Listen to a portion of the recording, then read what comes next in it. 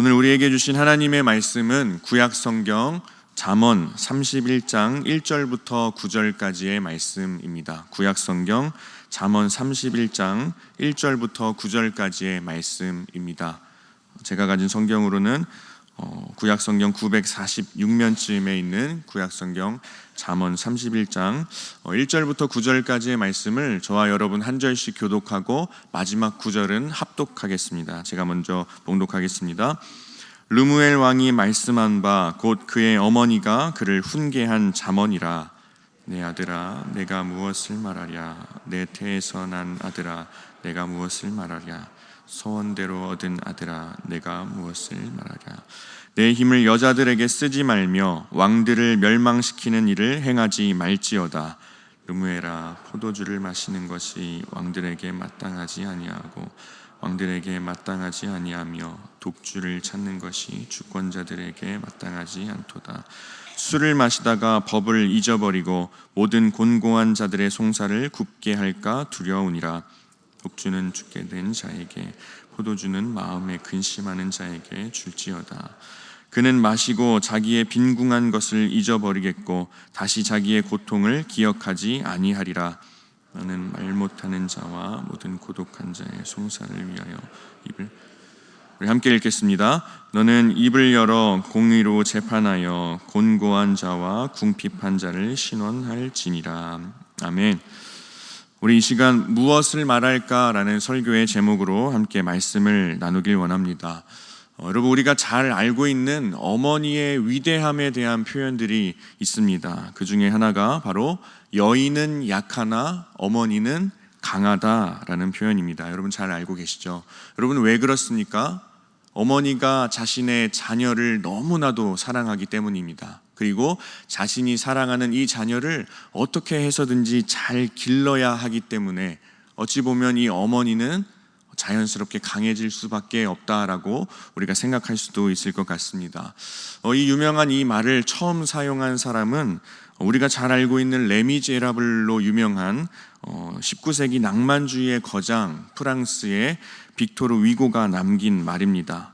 그가 쓴 소설에서도 알 수 있듯이 자녀에게 베푸는 어머니의 본능적인 그 위대한 사랑, 그리고 위대한 애정, 그리고 무조건적인 희생은 그 어떠한 것에서도 찾아볼 수 없는 위대한 사랑이라고 표현하고 있습니다.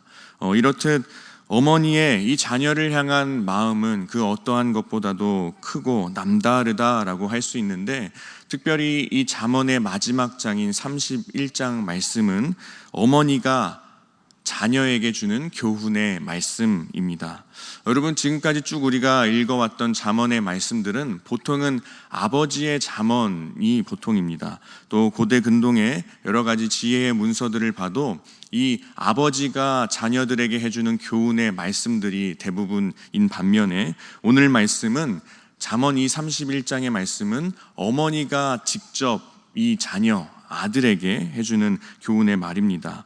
그렇기 때문에 굉장히 특별하고도 독특한 말씀이라고 우리는 생각할 수 있습니다. 특별히 이 어머니가 왕인 아들에게 어떻게 하면 이 나라를 잘 통치할 수 있을지, 어떻게 하면 이 나라를 잘 다스려 나갈 수 있을지, 왕으로서 어떻게 잘 살 수 있을지에 대해서 이야기하고 있습니다. 그 지혜에 대해서 말하고 있는 말씀입니다.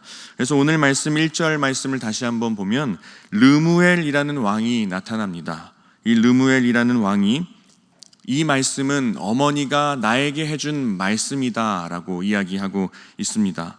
여기에서 르무엘이라는 이 왕의 뜻은 하나님께 속했다, 또 하나님께 드려졌다라는 뜻을 가지고 있는 이름입니다. 물론 이 구약 성경 전체를 보면 우리가 알 수 있겠지만 사실은 이 르무엘이라고 하는 이름의 왕은 구약 성경에서는 나타나지 않고 있습니다. 그렇기 때문에 학자들은 이 르무엘이라는 사람이 이스라엘 주변 국가의 한 왕이었다라고 추측하기도 하고, 또 어떤 학자들은 우리가 잘 알고 있는 솔로몬 왕의 또 다른 이름이었다라고 추측을 하고 있습니다. 오늘 말씀은 다른 일반적인 잠언의 말씀들과는 다른 표현을 사용하고 있습니다. 바로 어머니가 아들을 타이르면서 경고하고 또 권면하는 표현을 하고 있습니다. 그래서 이제 1절 이후에 나오는 말씀들을 살펴보면 어머니가 아들 왕에게 왕으로서의 직분, 왕으로서의 신분으로 어떻게 살아야 하는지에 대한 정말 그 어머니의 따뜻한 사랑의 마음으로, 지극한 그 정성의 마음으로 하고 있는 교훈의 말씀입니다. 2절 말씀에 보면 이 어머니의 아들을 향한, 이 자녀를 향한 마음이 잘 나타나 있습니다. 아들에게 정말 어떤 필요한 말을 해줄지에 대해서 그 마음이 잘 나타나 있습니다. 2절 말씀을 보면 내 아들아 내가 무엇을 말하랴 라고 표현하고 있는데, 이 말씀을 원문을 통해서 본다면 아들아 내가 도대체 무슨 말을 해줘야 할까? 내가 너에게 가장 좋은 것을 준다면 내가 가장 좋은 것 무엇을 너에게 줄 수 있을까? 라고 하는 느낌의 표현입니다. 그래서 오늘 설교의 제목도 무엇을 말할까? 라고 제가 제목을 정해봤는데, 이 말씀에서 어머니의 그 아름다운 사랑, 그 따뜻한 사랑의 마음, 아들을 향한, 자녀를 향한 그 마음이 너무나도 잘 드러나고 있기 때문에 한번 설교의 제목으로 정해보았습니다. 그래서 이 어머니가 아들아, 내 태에서 난 아들아, 내가 서원을 하고 얻은 나의 아들아, 내가 무엇을 말할까? 라고 이 어머니가 이야기하고 있습니다. 그래서 서원을 할 만큼 정말 자신의 이 아들이, 자신의 자녀가 하나님께 크게 쓰임받고 하나님께 드려지고 하나님께 헌신하는 아들이 되기를 원하는데, 그렇게 하기를 위해서 일평생 동안 자신의 이 아들이 어떠한 삶의 지표를 가지고 살아가야 할지, 그 지표에 대해서 말해줄 수 있다면, 정말 한마디 내가 이 자녀에게 말을 해주고 떠날 수 있다면 어떤 말을 내가 너에게 해줄 수 있을까에 대한 그런 간절한 마음이 담겨있는 말씀이 바로 오늘 우리가 읽은 말씀입니다.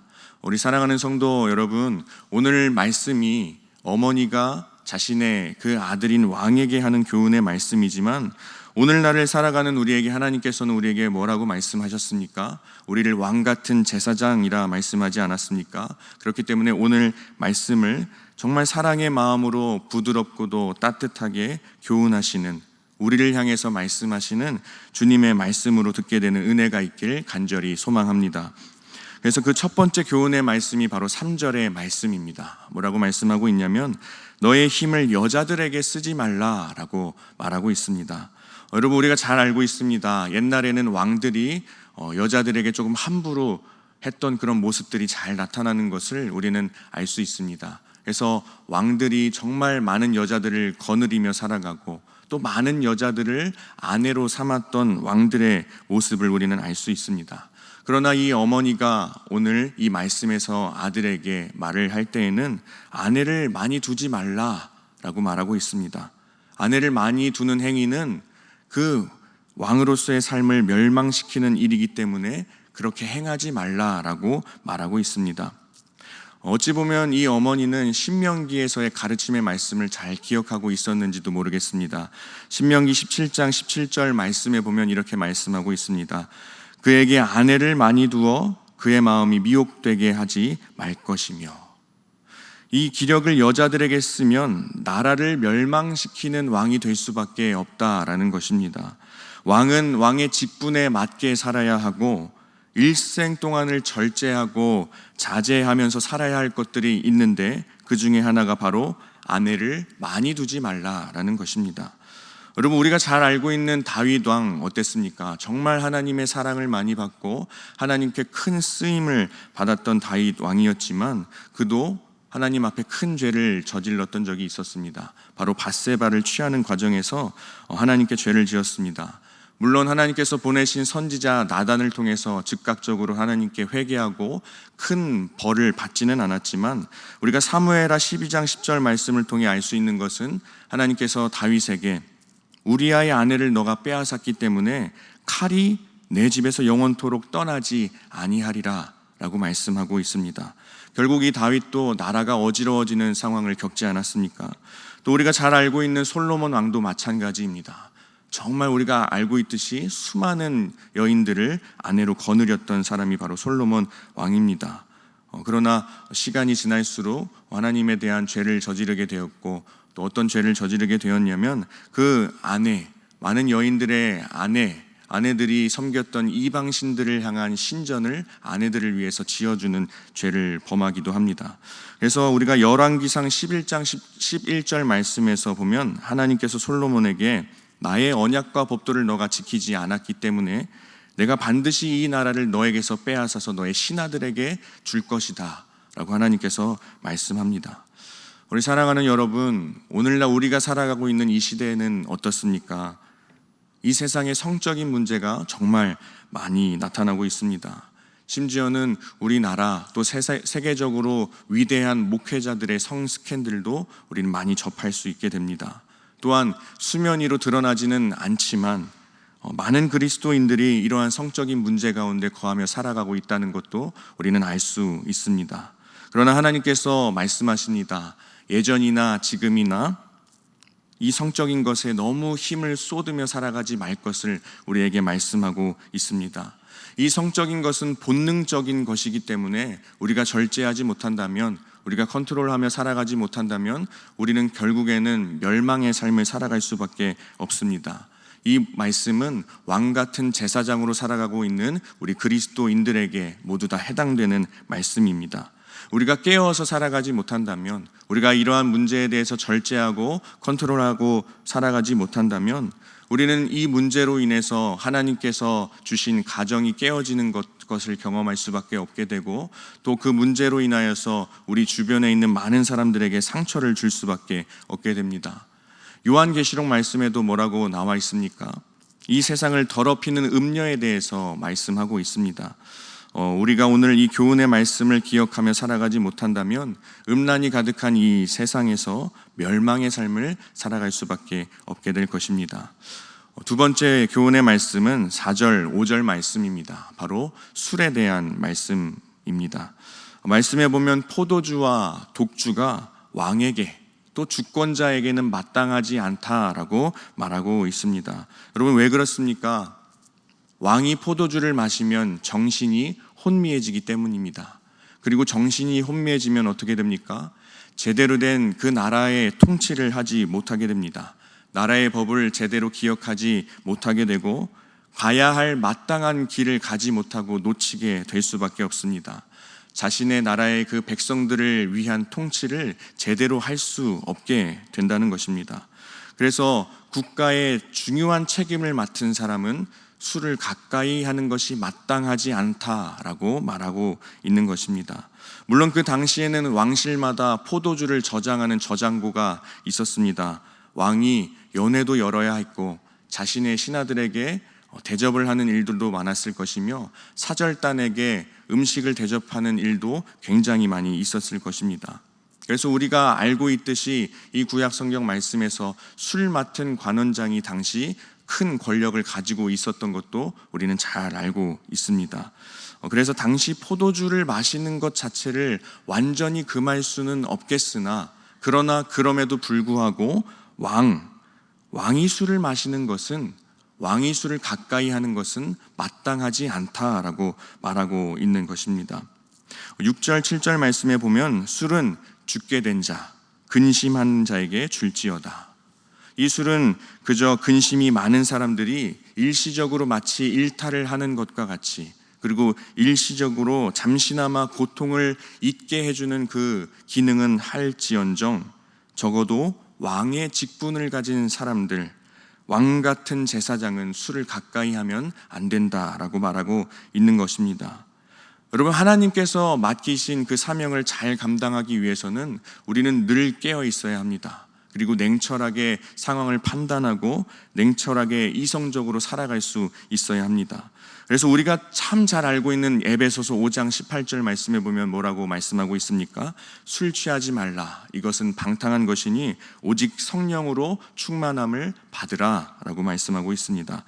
여러분, 술 취한 것과 성령 충만한 것에는 공통적으로 나타나는 외적인 모습이 있습니다. 바로 강하고 담대해지는 모습이 있습니다. 여러분 잘 알고 있지 않습니까? 술 취한 사람들이 강하고 담대해져서 화를 내고 지나가는 사람들에게 시비를 걸고 물건을 부수는 모습들, 또 남들과 싸우는 모습들을 우리는 자주 보게 됩니다. 그러나 결정적으로 술은 폐해를 가지고 오게 됩니다. 그러나 성령에 충만하게 되면, 성령에 취하게 되면 비슷하게 외적인 모습으로는 강하고 담대해지지만 그것이 폐해를 가지고 오진 않습니다. 오히려 성령에 의해 우리는 바른 길로 가게 됩니다. 여러분, 디모데전서 3장 3절의 말씀을 보면 당시 초대교회의 이 감독과 집사 직분, 이 집사를 뽑을 때에 술을 즐기지 않는 사람들을 기준 삼아서 뽑으려 했던 것을 우리는 알 수 있습니다. 물론 여러분, 우리가 살다 보면 먹고 마시고 또 즐기는 순간들이 있을 수 있겠지만 로마서 14장 17절 말씀입니다. 하나님의 나라는 먹는 것과 마시는 것이 아니요 오직 성령 안에 있는 의와 평강과 희락이라. 우리가 성령 안에 있으면 의와 평강과 희락으로 인해 우리는 술을 찾을 일이 사라지게 됩니다. 술을 의지할 일도 없어지게 됩니다. 여러분, 그래서 사실 성령 충만하면, 우리가 성령으로 충만하면 술을 가까이 할 이유가 완전히 사라지게 됩니다. 그래서 술을 끊으려고 애쓰는 것보다 우리가 성령 세례 받기를 늘 간절히 구하며 소망할 때에 우리의 인생 가운데 술을 좋아하게 되는 일들은 사라지게 된다는 것입니다. 또 이 외에도 이 세상을 살아갈 때에 우리의 정신을 혼미하게 하는 것들이 굉장히 많이 있습니다. 지금 현 시대에는 그것이 미디어가 될 수도 있겠고 또 무절제한 식탐이 될 수도 있습니다. 또 그 외에 우리에게 중독적인 것들, 그 모든 것들을 우리는 끊어낼 수 있어야 합니다. 우리의 정신을 혼미하게 하는 이 세상의 모든 것들을 끊어낼 수 있어야 하는 것입니다. 여러분, 정말 바라고 원하기는 늘 하루를 시작하는 이 아침의 시간마다 성령 충만하기를 사모하고 간절히 원하는 저와 여러분 될 수 있길 간절히 소망합니다. 마지막 세 번째는 말 못하는 자들과 고통 속에 있는 사람들을 위해서 입을 열라라고 말하고 있습니다. 고통받는 사람들을 돌아보라라고 말하고 있는 것입니다. 지금으로 말하자면 사회적인 약자들을 너에게 맡겨진 그 권한과 권력을 통해서 그들을 돌보라라고 말하고 있는 것입니다. 그리고 입을 열어서 공의로 재판하라. 어려운 자들을 보호하고 대변하는 일을 감당할 것을 요청하고 있습니다. 사랑하는 여러분, 이것이 바로 하나님 나라 통치 아니겠습니까? 바로 하나님 나라의 통치입니다. 소외당하고 고통받는 자들, 약자들이 고통에서 벗어나고 수많은 결핍 가운데 살아가고 있는 사람들이 회복되고 억눌렸던 자들이 자유를 얻게 되는 그런 통치. 사랑하는 여러분, 우리 그리스도인들은 늘 하나님의 나라를 이 땅 가운데 세워가기를 위해서 힘써야 할 줄 믿습니다. 예수님께서도 어떤 모습을 보이셨습니까? 예수님께서도 이 땅에 오셔서 죄인들과 약자들의 친구가 되어주셨습니다. 아무도 발걸음을 하지 않던 그 세리의 집에 찾아가시고 삭개오의 집에 찾아가셔서 함께 교제하셨습니다. 그리고 그 예수님의 모습을 본받아서 계속해서 소외된 자들, 어려운 자들, 핍박당하는 자들을 찾아갔던 사람들이 바로 초대교회의 그리스도인들이었습니다. 그 당시 정말 차별이 만연해 있던 시대 가운데에 유일하게 여자와 남자가 함께 모여서 예배드렸던 곳이 바로 초대교회의 모습입니다. 그리고 세상에서 정말 사람 취급하지 않았던 종들과 함께 예배했던 모습들이 초대교회의 모습에서 나타나지 않습니까? 사랑하는 여러분, 하나님 앞에서 우리는 모두 동등한 신분입니다. 그리고 그것을 하나님 앞에서 우리가 이제 말씀으로 확인했다면 오늘날 우리 그리스도인들에게는 차별이 없다라는 이 생각으로 그 마음으로 살아가야 할 줄 믿습니다. 여러분, 그래서 우리가 잘 알고 있는 사마리아인의 비유를 통해서 궁극적으로 예수님께서 우리에게 말씀하신 것이 무엇입니까? 가서 너도 이와 같이 하라라고 우리에게 말씀하셨습니다. 사랑하는 여러분, 우리가 꿈꾸는 나라는 어떤 나라입니까? 우리가 꿈꾸는 나라는 무엇입니까?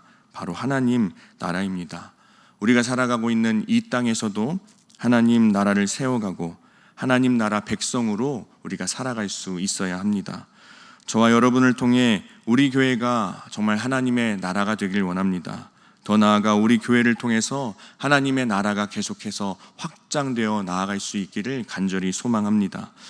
말씀을 마무리하겠습니다. 오늘 이 잠언의 말씀, 우리가 읽었던 잠언의 말씀, 어머니가 아들인 왕에게 하는 정말 사랑 어린 그 교훈의 말씀입니다.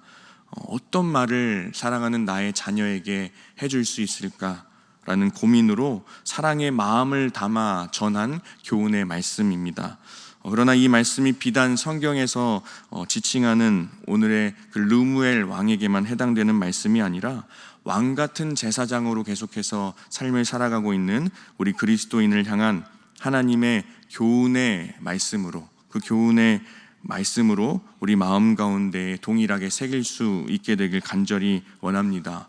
이 말씀 정말 하나님께서 따뜻하고 사랑스러운 말씀으로 너에게 어떤 말을 해줄 수 있을까라는 그 마음으로 우리에게 해주신 이 말씀이 우리를 바른 길로 인도할 줄 믿습니다.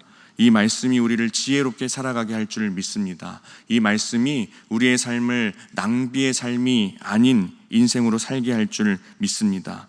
따뜻한 어머니의 음성처럼 오늘 말씀을 통해 지금도 우리에게 말씀하십니다. 무엇을 너희에게 말해줄까? 가장 좋은 것이 정말 어떤 말일까 하며 우리에게 들려주시는 말씀이라 받아들이고 마음에 담고 앞으로의 삶에서 이 말씀대로 살게 되는 저와 여러분 될 수 있기를 간절히 소망합니다. 우리 함께 기도하겠습니다. 오늘 말씀을 기억하며 우리를 향해 무엇을 말할까 생각하시며 우리를 가장 좋은 길로 인도하시는 주님의 말씀대로 살아가는 우리가 다 되어질 수 있도록, 또 성령 충만함으로 모든 악한 것들을 끊어내고 하나님 나라를 세워가는 주의 백성들 될 수 있도록, 또 각자 가지고 나오신 기도의 제목을 놓고 우리 주님의 이름 한번 부르고 함께 기도하며 나아가시겠습니다.